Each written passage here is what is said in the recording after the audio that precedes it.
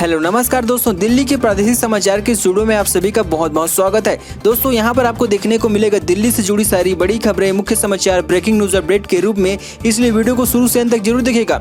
दोस्तों वीडियो को प्यारा सा लाइक और चैनल को सब्सक्राइब जरूर कर लीजिएगा ताकि दिल्ली से जुड़े कोई भी खबरें छूटे ना पाए। चलिए दोस्तों टाइम वेस्ट न करते आगे बढ़ते हैं खबर की ओर। दिल्ली के सीएम की केंद्र से मांग बढ़ाई जाए, युवाओं के वैक्सीन का कोटा, टीके की कमी की वजह से बंद हुए सेंटर। जी हां, दरअसल आपको बता दें राष्ट्रीय राजधानी में कोरोना संक्रमण के मामले तेजी से घट रहे हैं। पिछले 24 घंटों में 3,900 नए संक्रमित सामने आए हैं। वही 252 लोगों की मौत हो चुकी है। नए मामले भले ही घटने लगे हैं, लेकिन लगातार हो रही मौतें डरा देने वाली है। दिल्ली में कोरोना से डेथ रेट कम होने का नाम नहीं ले रहा है। हर दिन बड़ी संख्या में लोगों की जान जा रही है, लेकिन राहत की बात यह है कि ठीक होने वालों की तादाद नए मामलों से कहीं ज्यादा है। पिछले 24 घंटों में 7,288 लोग कोरोना से ठीक होकर अपने घर और अस्पतालों से बाहर जा चुके हैं। दिल्ली में फिलहाल 35,683 एक्टिव केस हैं। वहीं अब तक कुल 13,54,445 लोग कोरोना से पूरी तरह से ठीक हो चुके हैं। वहीं अब संक्रमण की वजह से 22,831 लोग अपनी जान गंवा चुके हैं।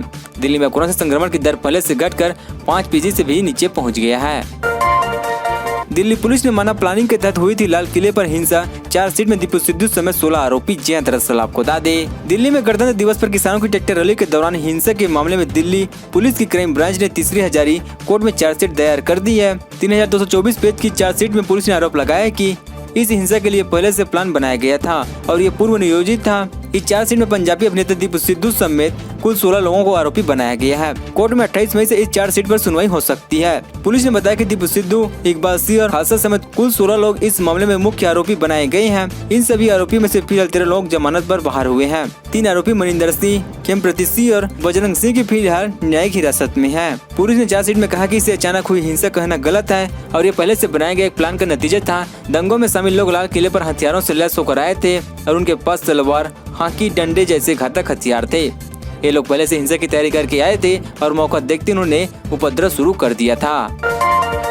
अपनों की अस्थियां लेने शमशान घाट तक नहीं पहुंच रहे हैं लोग। फुल हो गए निगम बोध घाट के 228 लॉकर, अब ये समिति ले जाएगी हरिद्वार। जी हां, दरअसल आपको बता दें कोविड-19 की दूसरी लहर के बीच राजधानी दिल्ली में बड़ी संख्या में लोगों की जान चली गई है। वहीं एक समय ऐसा भी था जब शमशान घाटों में लोगों को अंतिम संस्कार के लिए घंटों का इंतजार करना पड़ता था। शमशान पूरी तरह से फुल हुए थे। अब निगम बोध शमशान घाट पर बने अस्थियों को लेकर पूरी तरह से फुल हो गए हैं। हैरानी की बात यह है कि काफी दिन बीत जाने के बाद भी लोग अपनों की अस्थियां लेने नहीं पहुंच रहे हैं, जिसके बाद देवोत्थान सेवा समिति ने फैसला किया कि वह 6,000 अस्थियों को हरिद्वार लेकर जाएंगे और उन्हें गंगा में प्रभावित करेगी। बता दें कि दिल्ली के निगम बोध घाट में 228 लॉकर हैं, जहां पर अंतिम संस्कार के बाद अस्थियां रखी जाती है। फिलहाल सभी 228 लॉकर फुल हो चुके हैं। हैरानी की बात यह है कि जिन कोरोना मरीजों के शव का अंतिम संस्कार किया गया है, उनके परिजन अस्थि लेने नहीं आ रहे हैं। कोविड-19 ड्यूटी की वजह से संक्रमित हो गए थे नितिन तंवर। मौत के बाद परिजनों को दिल्ली सरकार ने दी 1 करोड़ रुपए की आर्थिक मदद। जी हां, दरअसल आपको बता दें कोविड-19 महामारी के दौरान ड्यूटी पर तैनात दिल्ली की एक सरकारी टीचर की मौत के बाद सीएम केजरीवाल उनके परिवार से मिलने पहुंचे। इस दौरान सीएम ने नितिन तंवर के परिवार को हिम्मत बताते हुए 1 करोड़ रुपए का चेक दिया है। वहीं उन्होंने कहा कि वह नितिन तंवर की पत्नी को टीचर की नौकरी दिलाने की कोशिश करेंगे, जिससे उनके परिवार को किसी भी तरह की परेशानी नहीं उठानी पड़े। इस दौरान सीएम ने कहा कि नितिन की कमी को पूरा नहीं किया जा सकता, लेकिन वह सहायता राशि देकर परिवार को फाइनेंशियल हेल्प करना चाहते हैं। सीएम ने कहा कि महामारी के इस मुश्किल समय में टीचर भी पूरी तरह से जनता की सेवा में लगे हुए हैं। नितिन तंवर भी उसमें से एक थे। कोविड-19 संक्रमण की वजह से उनकी जान चली गई है। भगवान राम पर विवादित टिप्पणी करने वाले सरजील उस्मानी पर लक्ष्मी नारायण थाने में केस दर्ज, बीजेपी प्रवक्ता ने की है शिकायत। जी हां, दरअसल आपको बता दें अमूल के पूर्व छात्र नेता सरजील उस्मानी की मुश्किल कम होने का नाम नहीं ले रही है। हिंदू देवता पर आपत्तिजनक ट्वीट करने के मामले में दिल्ली में भी उसके खिलाफ केस दर्ज किया गया है। लक्ष्मी नगर थाने में सरजील उस्मानी के खिलाफ मामला दर्ज किया गया है। दिल्ली बीजेपी प्रवक्ता नवीन कुमार की शिकायत के बाद पुलिस ने सरजील पर केस दर्ज किया गया है। पूर्व छात्र नेता सरजील उस्मानी ने हाल ही में कई विवाद और धार्मिक भावनाओं को भड़काने वाले ट्वीट किए थे, जिसके बाद बीजेपी प्रवक्ता नवीन कुमार ने दिल्ली पुलिस से इस मामले की शिकायत की है। आईपीसी धारा 505 के तहत सरजील पर केस दर्ज किया गया है। बता दें कि सरजील पर यह कोई पहली एफआईआर दर्ज नहीं है। इससे पहले महाराष्ट्र में भी उसके खिलाफ मामला दर्ज किया गया था। दोस्तों अभी तक हमारे चैनल को सब्सक्राइब जरूर कर लीजिएगा ताकि आपको दिल्ली से जुड़ी सारी बड़ी खबरें इसी तरह से मिलते रहे। देश के नामी क्रिकेटर के साथ नवनीत कलार के करीबी रिश्ते, महंगे चश्मों पर कई क्रिकेटर को दिलाया था डिस्काउंट। जी हां, दरअसल आपको बता दें कोविड-19 महामारी के बीच ऑक्सीजन कंस्ट्रक्टर की ब्लैक मार्केटिंग मामले बड़ा खुलासा हुआ है। पुलिस की जांच में सामने आया कि आरोपी नवनीत कलार के एक दिग्गज भारतीय क्रिकेटर के साथ अच्छे बिजनेस रिलेशनशिप है। सूत्रों के मुताबिक ईडी के जांच में क्रिकेटर और नवनीत कलार के बिजनेस रिलेशन से जुड़ा कोई राज भी सामने आ सकता है। वहीं ब्लैक मार्केटिंग के आरोपी नवनीत कलार के दावे के मुताबिक बचपन से फेमस क्रिकेटर को जानते हैं। सूत्रों के मुताबिक देश के स्टार क्रिकेटर के साथ नवनीत कलार का गहरा रिश्ता भी है। इससे पूर्व मौजूदा क्रिकेटर से उनके करीबी रिश्ते हैं। कहा तो यहाँ तक जा रहा है कि फेमस क्रिकेटर में कलार के रिश्ता बिजनेस में इन्वेस्टमेंट भी किया गया है।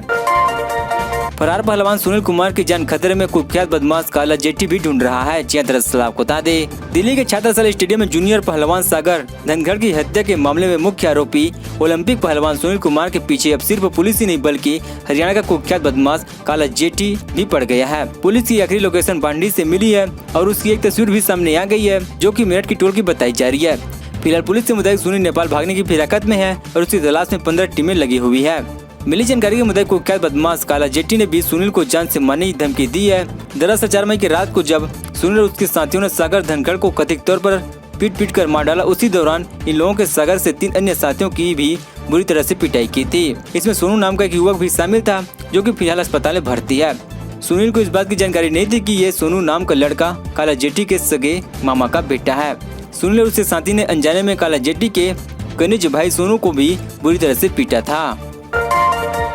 लॉकडाउन के दौरान अब तक करीब 8 लाख मजदूरों ने दिल्ली से किया है पलायन। ट्रांसपोर्ट डिपार्टमेंट से सर्वे में हुआ खुलासा। जी हां, दरअसल आपको बता दें, कोविड-19 संक्रमण की दूसरी लहर के बीच दिल्ली में लगे लॉकडाउन की वजह से अब तक करीब 8 लाख मजदूर राजधानी दिल्ली से पलायन कर चुके हैं।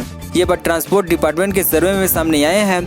दिल्ली ट्रांसपोर्ट विभाग ने ये सर्वे राजधानी के प्रमुख बस अड्डे से दूसरे राज्यों के लिए जाने वाले यात्रियों पर किया गया है। पिछले 4 हफ्तों में किए गए सर्वे में सामने आया कि अब तक करीब 8 लाख मजदूर दिल्ली से पलायन कर चुके हैं। दिल्ली ट्रांसपोर्ट डिपार्टमेंट में एक रिपोर्ट तैयार किया गया है जिसके मुताबिक 19 अप्रैल से दिल्ली में लागू लॉकडाउन के बाद से करीब 8 लाख मजदूर राजधानी से बाहर जा चुके हैं। 4 हफ्तों के आंकड़ों के मुताबिक लॉकडाउन के पहले हफ्ते में करीब 3 लाख मजदूरों ने राजधानी से पलायन कर दिया था। सोमवार से फिलहाल बंद हो जाएगा 18 से 24 साल की उम्र के लोगों का वैक्सीनेशन, खत्म हो गया स्टॉक। जी हां, दरअसल आपको बता दें, राजधानी दिल्ली में भी कोरोना वैक्सीन की किल्लत को देखने को मिल रही है। यही वजह है कि सोमवार से दिल्ली में 18 से 24 साल की उम्र के लोगों का वैक्सीनेशन बंद किया जा रहा है। आम आदमी पार्टी से विधायक अतीश ने कहा है कि इस एज ग्रुप के लिए वैक्सीन खत्म होने की वजह से सही तौर पर वैक्सीनेशन पर रोक लगाई जा रही है। सोमवार से 18 से 44 उम्र के लोगों को वैक्सीनेशन नहीं लगाई जाएगी। विधायक अतीश के मुताबिक वैक्सीन की किल्लत की वजह से 368 वैक्सीनेशन केंद्रों में से अब तक 235 बंद किए जा चुके हैं। बचे हुए 133 सेंटर को आज बंद कर दिया जाएगा, जिसके बाद सोमवार से 18 से 24 साल की उम्र के लोगों का वैक्सीनेशन सही तौर पर बंद कर दिया जाएगा। दिल्ली एनसीआर में बारिश का अनुमान चल सकती है 50 से 70 किलोमीटर की स्पीड से हवाएं। जी दरअसल आपको बता दें, दिल्ली एनसीआर में मंगलवार से हुई बारिश के बाद से मौसम का मिजाज बदला हुआ है।